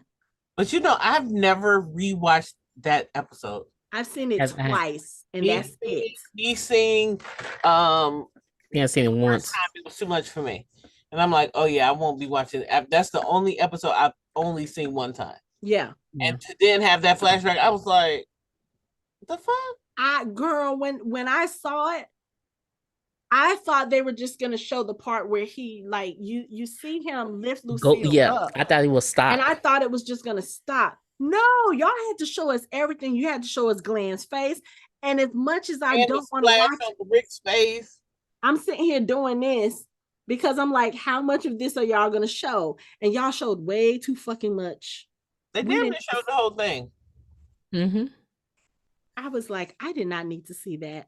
But I know why they could have gave us. I understand why they did it. Mm-hmm. For it was really for the new people, right? Because they won't get why they have feelings like this towards each other. I don't understand. I don't think anybody who's not already invested in the Walking Dead universe is like, new people are not watching this show. Yeah, they are. Yeah, they are. 26 people watched the first. Yeah, because some of these people they came towards the end, so they may have not seen that season when all of this came down to it. I have a hard time believing that. I really do, because most people who watch, even in our panel, there was someone who didn't see the beginning. They started like the last 2 seasons. And they said they were going to go back and catch up. So you have people that do that. Yeah. I guess, I don't know. Maybe I'm just a different type of fan or a different type of viewer. Because if I am watching a show that is based on established characters, and I'm paying attention to all the promos and everything for the show, I'm going to do some background research. Like, okay, so why do these 2 characters have a show together? And then when you do that, you're going to find out the background of them anyway. I don't know. I guess, like I said. Yeah, because you do that. And then this is what you also do too, which is talk about a show. But I have heard you guys talk about this, and I've talked about this with you. There's some people are not that invested. Like, there's not, like, literally, we go to the movies, we watch a show, we come back and watch people talk and listen to people talk about it. We watch an episode of something. We literally 5 seconds later go, and people not doing that. And if they see a good preview or something, they're like, oh, that show looks interesting. Oh, wait a minute, they're on season 6. I don't have time to go back and watch season 1 through 5. I just watch season 6 and watch recaps and ask other people what happened. I know, other people will tell you Negan killed Glenn. And you're like, okay, I get that. But now they showed you what that shit really looked like. Yeah. So now you really understand. Y'all don't need to show me this shit again. You know, for them, they're like, oh, this is reason why she hated him. It's not just a simple killing. Mm-mm. I mean, this was devastating. Go look on YouTube, y'all new people. And they still, and even with that, they still won't get it because there was a buildup of this. Yeah, for us. You know what I'm saying? They get the, you know, the people will talk about it on YouTube and, you know, show it, but they still won't have the same emotional damage that we had occurred from watching it. And I didn't need that emotional damage again. As a person who was invested in these characters, y'all didn't need to show me that shit again. Y'all I know. I agree. I looked down and I started doing something else real quick because I was like, I don't need to see it. But I said I understood why they did it though. Like I said, I was looking at it like this. Yeah, I get it. I was like, okay, they're not going to show this for too long. They showed that for way longer than I expected them to. Yeah. Like they're trying to establish that clip. Like, did we really need to see that? Yeah, they trying to establish that for newer friends who came towards the end, and for us who sit here and be like, well, you know, maybe she should have changed to really show us this is exactly what she went through. Michelle. Right, and no, she still should have some growth from it. I do believe that. I mean, over time, you know, no, I don't believe that you should be hugging on this man. And y'all, you know, and you have, but for yourself, you needed to grow. Yeah. Because you have a kid to raise and it can cause, it will, if she doesn't, the way it's turning her insides, you just have to, you're going to have to move past that a little bit. It's kind of like it's kind of like just Rick a little bit. Kind of like Rick and Carl. Like Carl was like, we have to get past this. We can't keep this cycle up of, okay, you kill and then I kill and then you kill and then I kill. Because then where will it stop? It won't. Right. And we will always be fighting. We will always be. And you have that hate. And yes, we're in a world where we have to deal with so many other things that she got to let some of it go. Because it's going to turn her into something that she doesn't want to be turned into. Right. So when I say these things, I'm not saying I totally understand the trauma and the grief, but for her sake, she's going to have to. Yeah. Otherwise, it's going to be a bunch of shows of help me, but I'm being mean to you. Help me, but because at that point, that is going to make people start hating Maggie. Like, bitch. Yeah. Right. And then she's going to start doing things that she shouldn't be doing. Right. Because of it. I leave your ass. Okay. I mean, think about the train car. Yeah. You know, she was sitting there being mean to him and being, you know, oh, I'm asking you to come on this mission to help us get through because you know this area, but I'm a bitch and dick you the whole way. And then you're gonna get mad because when you're trying to escape from walkers, you let him go up on the train car first and then he doesn't do what he can to save you. What did you expect? Right. Like, you literally have been like, oh yeah, I was, you know, and in his mind, oh, after you don't need me anymore, you're probably gonna kill me. He literally said that to her. And she's doing the same thing again. So yeah, I do agree. At this point, if you can't forgive him, which totally understandable. Right. If you can't forgive him and you're going to keep up this very antagonistic attitude towards him, leave him the fuck alone. Right. Let him live his own life. Let him be in that hotel with that little girl. Right. Because you have to, at a certain point, realize, which he has told you several times, this is the choice he made in what was happening to his people. And he wanted to show, don't F with us anymore. So you're going to have to, in your mind, be like, I can't forgive you, but I'm going to have to understand that everyone made different choices of how to survive and to keep their people safe. Right. Because he didn't do what the governor did. I mean, he wasn't as worse as the governor. He had rules and regulations. Mm-hmm. And she has to understand that. And she's, to someone else, she's the same villain. Right.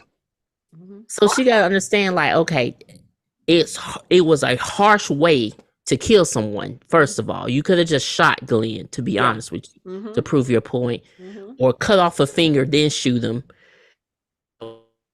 Extreme, but okay, I'm about to put that aside. Right. And I don't want you in my life, and maybe one day my son is going to come back and try to kill you. That's on you, but you shouldn't even put that on your son to do. Right. But she can't let it go. It bleeds on to her kid. It is. So it probably when he gets older, at some point, if Negan don't die from this, he's going to try to kill him, which he shouldn't, because that starts the cycle all over again. And then that girl who's close to him, if she continues to be close to him, then she go after Glenn. You see what I'm saying? So it's like you have to be like, we have to do better, which is what Carl was saying. That's what Carl was saying.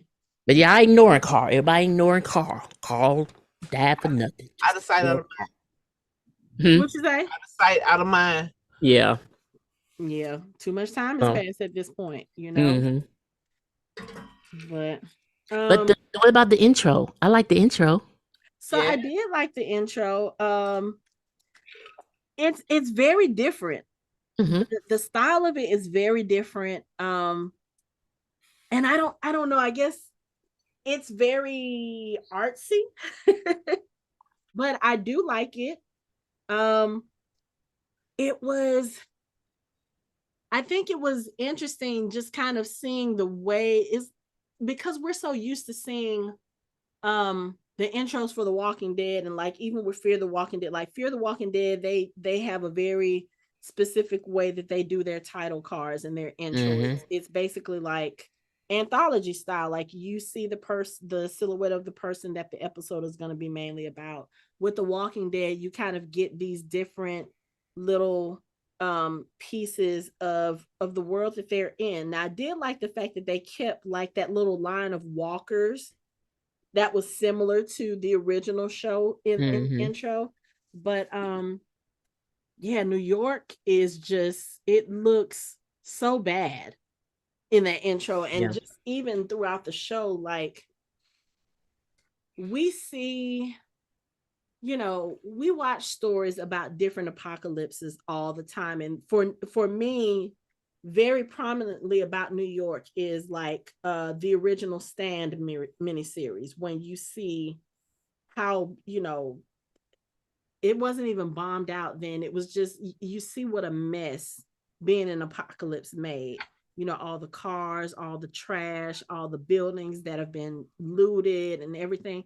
But this put it on a whole other level, because like that little shot where you see Maggie and Negan and the Manhattan Bridge is in the background, and you see just how decimated it is. Like it really brings into focus what was done to try to contain this infection, this virus. Like y'all really cut people off from the rest of the world thinking that y'all were going to take care of this. And it's like, okay. And I think somebody else mentioned, and I don't remember if this is in the intro, if it was somewhere, someone mentioned that one of the memorial buildings for the World Trade Center is actually shown in an unfinished state, because this particular, you know, The Walking Dead, the zombie apocalypse started right around 2010. And that was before that monument was finished. So someone said that you see it unfinished in there. And I was like, oh, I didn't notice that, but I want to go through and see it. But yeah. It's in the intro or it's in the show? See, that's the thing. I don't remember I don't remember, but I know it's there. So I'll probably, you know, look through the intro a little bit more closely. But I didn't really want to pause it at the time, because I was like, okay, let me just kind of get into this mindset, because of course it's The Walking Dead, but it's a new show. It has a new feel, even with these characters that we are familiar with. In a sense, they felt like strangers, and in a way that's a good thing, because these are characters who are years removed from the last time we saw them. You know, we saw Negan was back to his, you know, smart ass, sarcastic self, even with Maggie just kind of sort of pushing her buttons, which I was like, why would you do this? But again, that last conversation y'all had, you in your mind made your amends. You've done everything you can to protect these people. You saved her son. You kept her from possibly becoming the monster that she could have been back then if she had killed Pamela. Like, you tried to stop her from going on the same path you ended up going on, you know. And so now here it is years later, she's coming to you for help, but of course she's being an asshole about it in a way. And you see a little bit of I told her no. It's like, because I mean, technically, if you look at it, he done repaid any debt that he had. Yeah, he has. That he can, because the only other thing he can do is bring Glenn back to life, which of course we know he can't. Right. And you can't. He done been to jail. He done went and sided with the Whisperers. He done slept with Alpha in his socks. all these and trying to make all these amends, and you still treating me like a dick, girl. Fuck you. And that baby. And then I saved your baby. And you still talk about I owe you. Like, because at this rate, he gonna owe her to the end of time. Right. And you can't, even if they get again, her, still owe me. Yeah, and that's one of those things, kind of like what Michelle is saying. At some point, you have to let, if you didn't kill him, which you had plenty of opportunity to do, which he expected you to do, if your decision was to not kill him, then I feel like in order for you to grow, in order for you to heal, you have to let it go. And I know she said that line in the show, and she was like, what you did, you don't come back from. You got to let it go. Because other than that, like you said, that attitude or that, you know, that hatred, if you hold on to it, that's good. Your son is going to see that eventually. But hell, Negan already told his son, you know, I know you're going to come for me when you get older. Right. I'll be ready. Right. He pulled a Kill Bill. Yeah. Exactly. But if that's the case, then you let your son deal with that however he wants to do it. You made a decision not to kill him. You made a decision to allow him to continue to participate in the community. You even got to a point where you was like, I can't forgive you, but I can acknowledge that you a different person. Right. So if there are days when I can't face you, just understand that. Right. You and Annie can stay here because you've earned your place. How do you go from that to what you're doing now? Like, it's almost like you regressed. And why? So I don't know. Maybe they will explore that a little bit more as the episodes go. But you know, we only get 6 episodes of this show. Right. I don't know if they're going to do a season 2 or not. But I'm assuming that whatever they did with season 1, they had to wrap it up at the end because they don't know if they're coming back for a second season. And I don't think they would want to leave us on a cliffhanger, not like that. Yeah, and for me, this to be honest with you, this show is written in a way where I don't think it should be more than 1 season, to be honest with you. Right. But you know, I mean, unless we actually do a spinoff and then it's about other people in New York. Or if they're going to tie it back to one of the other shows, because we do know that, because this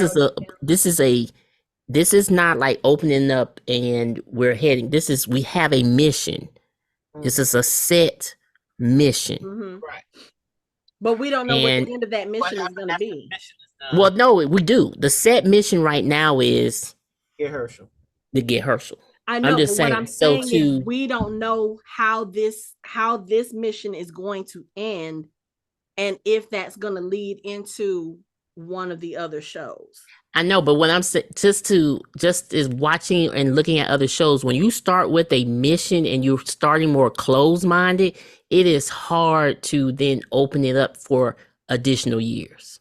Mm-hmm. Those shows don't tend to work as well when you have it open and then you have missions and quests within and you can expand on that.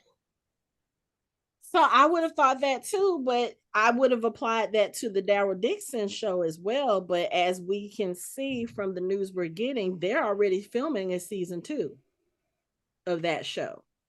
I can see that though for Daryl because he really did not have he doesn't have a strict mission. He's off.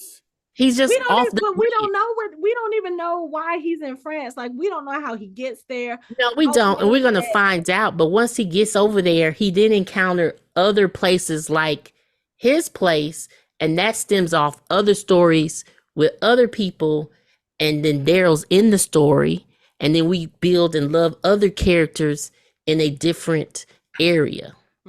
Here we're strictly like we literally in episode 1 we went in that bar. We thought we were gonna get Michelle in this story.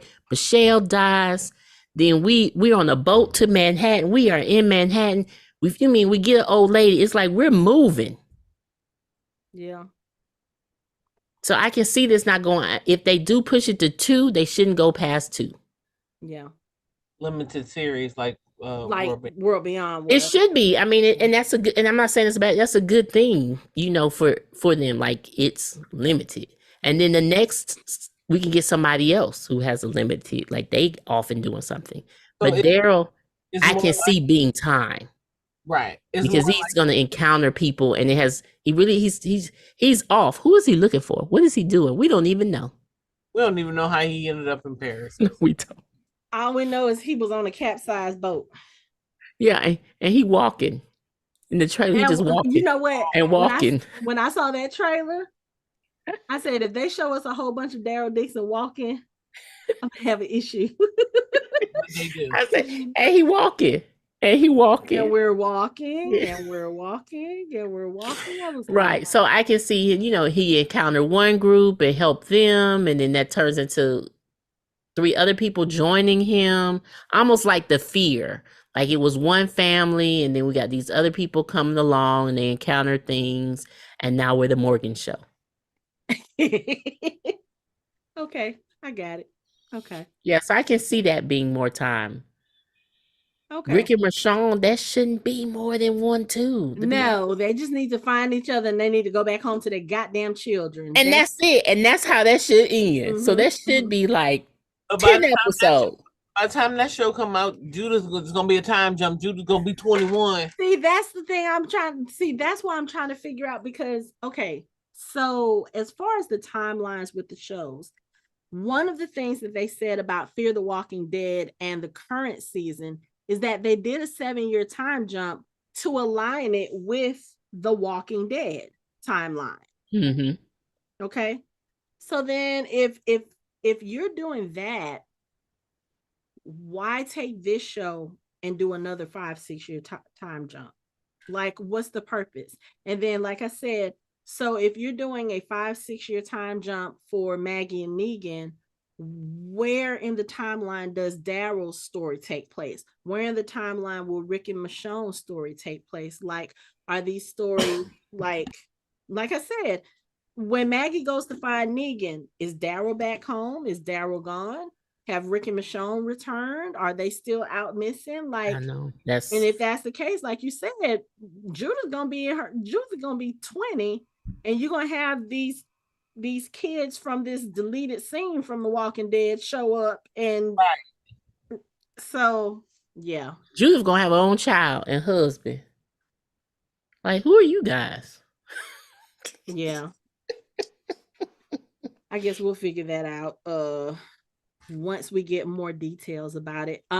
That's the other interesting thing because I don't know if you've heard, San Diego Comic-Con is next month. And, we had thought that, okay, they'll probably have Walking Dead people there to like promote these shows. But what we're finding out is because of the writer's strike and because of a possible actor strike that I believe may go into effect tomorrow, a lot of the big names are not going to San Diego Comic-Con. Marvel is not going to have a presence there. I think AMC is not going to have a presence there. It's like a lot of these big names are not going to be there. So I don't know when we'll get any more Rick and Michonne content as far as like a teaser. Like literally the Daryl Dixon show is starting soon and we're just getting a first trailer, a teaser trailer like a few days ago. Yeah. So I don't know. I guess we'll just have to wait and try to figure out some more things as far as how this fits in the timeline. But for this episode, I think it had a very strong start. You know, we do get to see these characters and we kind of get to see how they've changed over the last few years since the last time we saw them, you know, in their timeline. And we get these other characters that are interesting, but like I said, Pearlie Armstrong, not my favorite, probably will not be my favorite. I probably will not like his character. And then the Croat is the other main character that we've seen so far, and he does look like he's gonna be a problem. So yes, he is.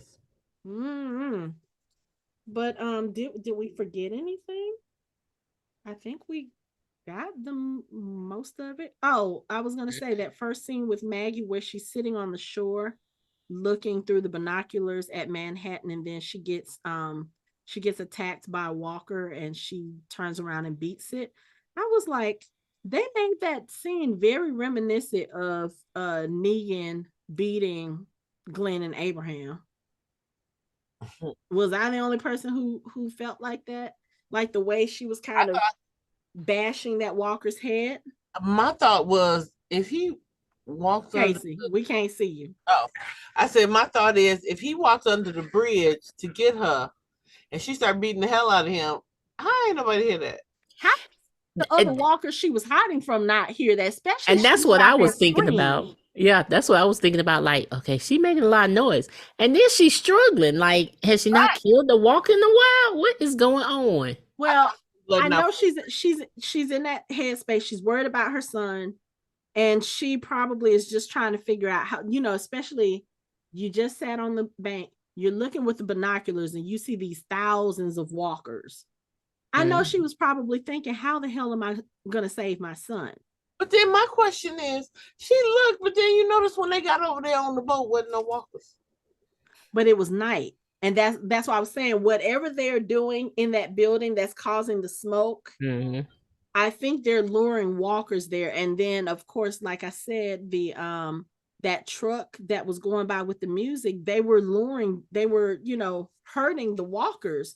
So I don't know if maybe they keep the walkers close to the home base, whatever the home base is, whoever it is that's doing this during the nighttime to keep people from getting to them. And then they just kind of let them disperse again during the day. I don't know. We really don't know much about what else is going on in Manhattan. I'm pretty sure the Croat is not the only person who is still alive and, you know, operating in Manhattan. I'm sure we're going to come across some other people. Something tells me the little old lady is not part of his group. So, you know, we don't know exactly what's going on there. But yeah, that was kind of strange that there was nobody there. But I think for her, seeing all of those walkers in the daytime and your son has just been taken and you don't know how you're going to get him back, I think maybe at that point, she just wasn't paying attention. She was more emotional. And, you know, that walker kind of snuck up on her. And she was just like, okay, you know what? Oh, here's the other thing. So after you knock out Armstrong with his gun and you and Negan leave, why do you throw the gun down? I don't understand that. How would you get that? Has she not watched one action movie?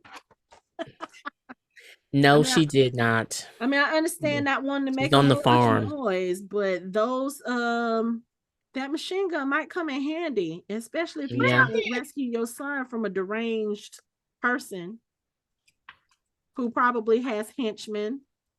Because I mean, they had to have a lot of people. Well, maybe not a lot of people, but I think it's interesting that they, from the way that she described how they rated her, it sounded more like Reapers than it did the Sanctuary. The Sanctuary didn't do that sneaky shit at night. Scale the walls and come in and take y'all out while y'all sleep. No, one thing about Negan and the Sanctuary, they were very out and open about what they were doing. They didn't do no sneaky stuff, and that's the other thing we said about Negan. Negan doesn't lie. He doesn't do that kind of manipulation to where he's going to tell you one thing and do another. No, Negan's going to be straight up to your face and tell you what the hell he's doing, tell you why he's doing it. The way that she described how the Croat snuck in and got the grain and everything, that sounded more like Reaper shit to me, because that's what the Reapers did. Maybe he came with the Reapers and was with them for a little bit. Thought. I mean, could be. But we got some more. Y'all have any final thoughts? We'll find out more, I'm sure, as time goes on. Yes. Especially with only 6 episodes, they better give us some good action. Like, don't just leave it random. Right. So, okay. Well, for this episode, that's it for our show. You can find us online at www.fandomhybrid.com. We are on social media on Facebook, Instagram, and Twitter at Fandom Hybrid. You can chat with us on our Discord channel. You can watch our videos on our YouTube channel, and you can listen to us on all major podcast streaming platforms. Thanks for listening. We hope you join the conversation next time.